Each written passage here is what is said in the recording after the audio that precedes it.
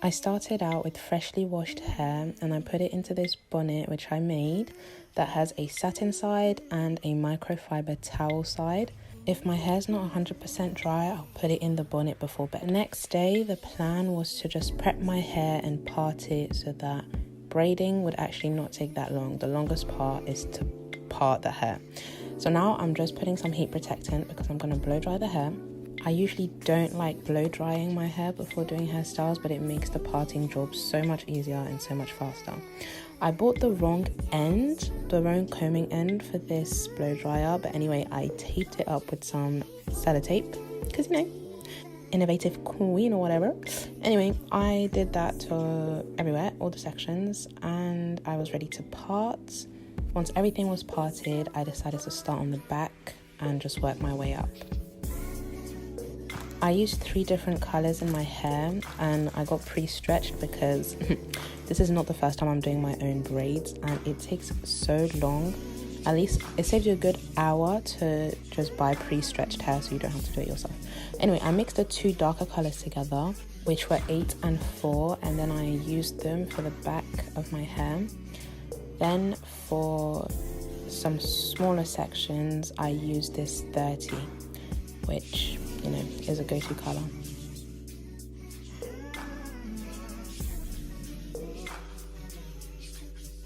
I want to show you guys how I actually braid the hair, how I add the extensions.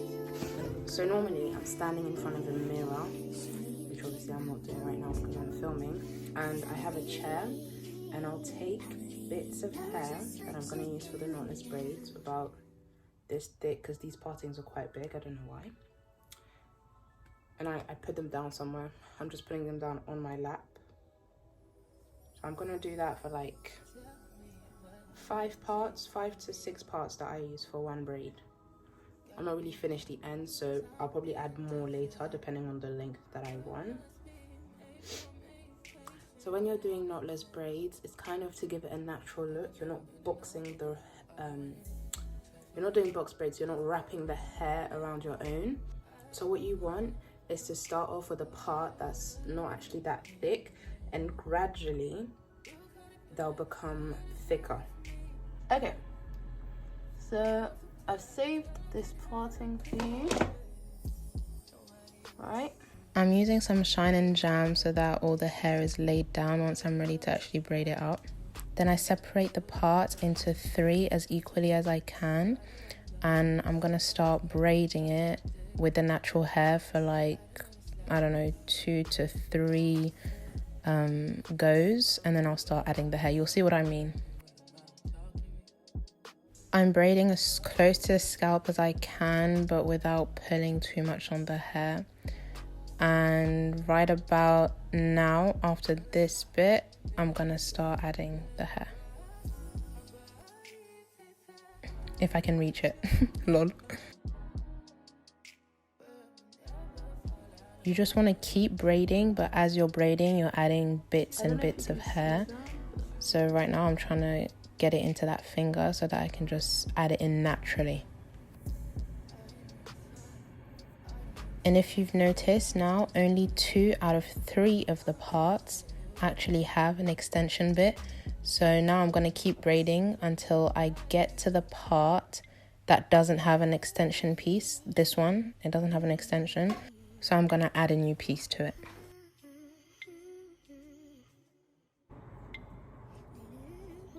I decide when to add a new piece, and my decision kind of comes from if the extension that's already there is too thin, because you know you kind of want equal parts when you're braiding, otherwise it's just going to braid weird.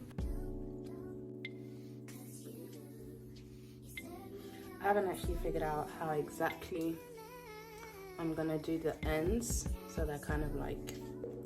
After I finished braiding up the ends, I started curling them, and I used 2 different methods.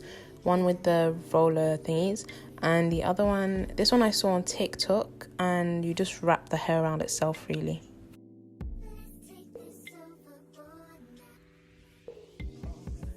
Yeah, your finger gets stuck though, so yeah, that's something to keep in mind when doing this method.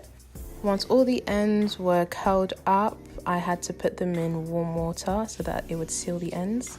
I wanted to make sure that the method I saw actually curled the hair, so this was without putting it in the water, and it was like a nice curl. So yeah, I put them in water. That's pretty much it, really.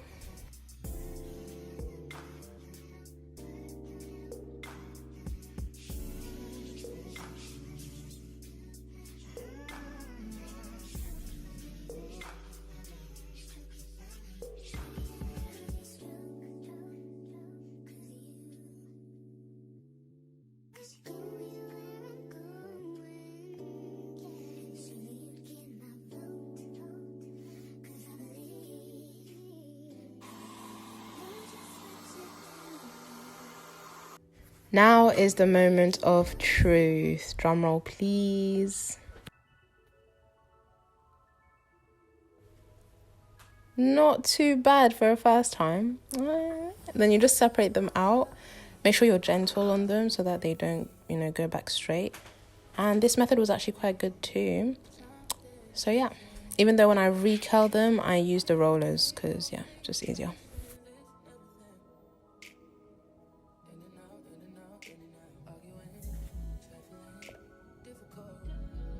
Everybody's favorite part, the mousse.